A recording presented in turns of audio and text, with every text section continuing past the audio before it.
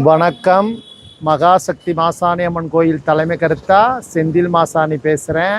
இந்த ஆடி மாதம் ரொம்ப நல்லபடியாக திருவிழா சாட்டினதுலேருந்து ஒவ்வொரு நாளுமே அம்பாளுக்கு 2 விதமான அபிஷேகங்கள் போய் கிட்டத்தட்ட 16 நாளும் 16 கங்கை நீர் எடுத்து அபிஷேகம் பண்ண மாதிரி அம்பாளுக்கு சிறப்புற போயிட்டு முதல் நாள் அம்பாளை காலையில் அத்தனை பேரும் பால்குடம் கம்பம் மாரியம்மன் கோயிலேருந்து எடுத்துகிட்டு அம்பாளை குளிர வச்சுட்டு எல்லாருமே எல்லா கங்கை நீர் எத்தனை இடத்துல தீர்த்தம் எடுக்க முடியுமோ அத்தனை இடத்துல தீர்த்தம் கொண்டு அம்பாளுக்கு சமர்ப்பணம் பண்ணி முடிச்சுட்டு இப்போ தாய் வீட்டு சீருன்னு சொல்லிட்டு கம்பத்தில் காளியம்மன் கோயில் தெருவில் மாசாணி அம்மன் சமஸ்தானமாக உட்காந்த வீட்டிலேருந்து தாய் வீட்டு சீர் கொண்டு வந்திருக்கோம்.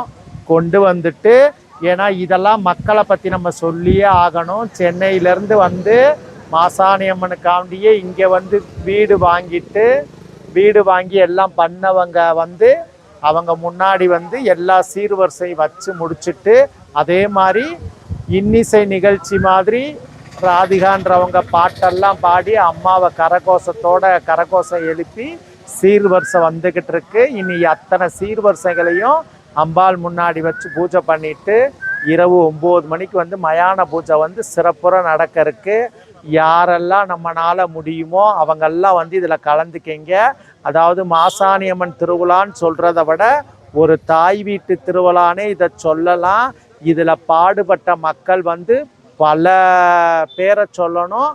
அத்தனை பேரோட உழைப்பில் தனி மனிதன் சொல்ல மாட்டேன். இந்த ஆலமரம் மாதிரி இத்தனை பேர் இருந்து இந்த திருவிழா சிறப்புற பண்ணிக்கிட்டு இருக்கிறாங்க.